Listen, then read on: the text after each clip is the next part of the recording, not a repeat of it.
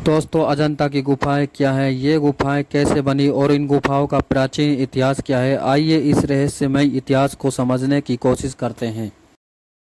दोस्तों, अगर आपको शांति, सुकून और प्राकृतिक सुंदरता और पत्थरों में बारीक नक्काशी और उम्दा कारीगरी को नवाजा गया है। दोस्तों, इन गुफाओं की खूबसूरती ही नहीं बल्कि इन गुफाओं का आकार भी लोगों के बीच चर्चा का विषय बना हुआ है। ये गुफाएं घोड़े की नाल के आकार में बनी हुई है, जो कि इन गुफाओं को और भी खास बनाती है।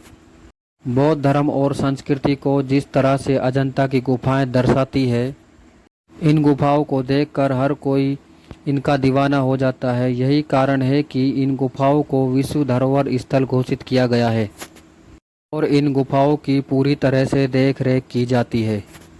और अजंता की गुफाएं महाराष्ट्र से लगभग 100 किलोमीटर उत्तर पूर्व में स्थित है और यहाँ पर लगभग 30 गुफाएं हैं जो वगोरा नदी के पास लगभग 75 मीटर की ऊंचाई पर है। जब आप लोग यहाँ से आसपास के नज़ारों को देखेंगे तो हरियाली, पहाड़ी इलाका और दूर दूर तक फैली शांति आपके दिल और दिमाग को सुकून से भर देगी। और यहाँ पर हर साल लाखों सैलानी महाराष्ट्र की ओर रुख करते हैं। शायद ही आप लोग नहीं जानते कि इस गुफा का नाम अजंता गुफा कैसे पड़ा। और अजंता गुफाओं से लगभग 12 किलोमीटर दूर एक छोटा सा गांव है जिसका नाम है एजेंटा, और इस गांव के नाम पर इस गुफा का नाम रखा गया है अजंता गुफाएं।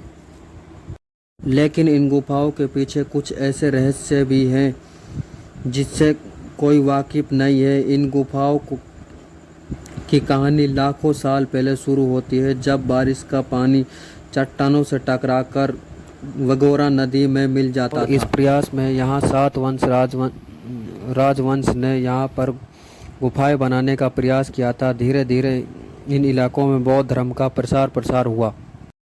यहाँ पर 2री से 3री ईस्वी के दौरान 2 बौद्ध धर्म की 2 गुफाओं का निर्माण किया। बाद में यहाँ वाकाटक राजवंश के राजा यहाँ देवसेना ने 464 ईस्वी में अजंता की गुफा नंबर 1 का कार्य निर्माण शुरू कराया और गुफा निर्माण का काम शुरू हो गया था, लेकिन जल्द ही इसे रोकना भी पड़ा क्योंकि हरिसेन के 2 पड़ोसी राजा उनकी गद्दी पर कब्जा करना चाहते थे। उन्होंने कई बार राज्य पर आक्रमण किया, जिससे गुफाओं का निर्माण कार्य रुक गया। 470 ईस्वी में हरिसेन की मृत्यु हो गई और उनके बाद उनके बेटे ने गद्दी संभाली, लेकिन वह भी जल्द ही मृत्यु को प्राप्त हो गया। वाकाटक राजवंश का पतन हो गया और उनके बाद अशोक राजवंश ने यहाँ का राजपाट संभाला। उन्होंने गुफा नंबर 21 से 26 का निर्माण किया, लेकिन उनका शासन भी लंबा नहीं चला और गुफाओं का काम अधूरा रह गया और इलाका भी वीरान हो गया। और 1300 साल तक यह इलाका और गुफाएं वीरान रहे।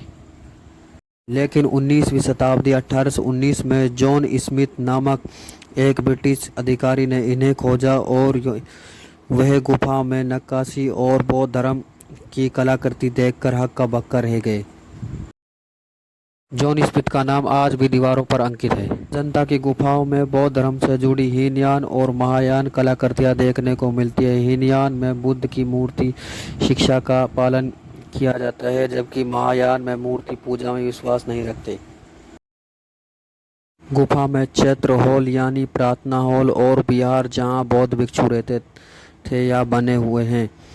इन गुफाओं की चित्रकला, मूर्तिकला विश्व भर में प्रसिद्ध है और इन चित्रों को बनाने के लिए अफगानिस्तान में पाए जाने वाले लेपिस लाजुली नामक पत्थर का उपयोग किया जाता था।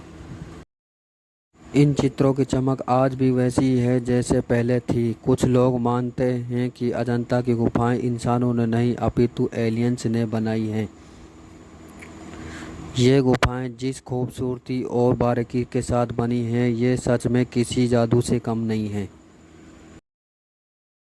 लेकिन सच्चाई ये है कि इन्हें इंसानों ने ही बनाया है। अगर आप अब तक इन गुफाओं को देखने नहीं गए हैं तो आपको एक बार ज़रूर जाना चाहिए। वीडियो को लाइक और चैनल को सब्सक्राइब ज़रूर करें। थैंक्स।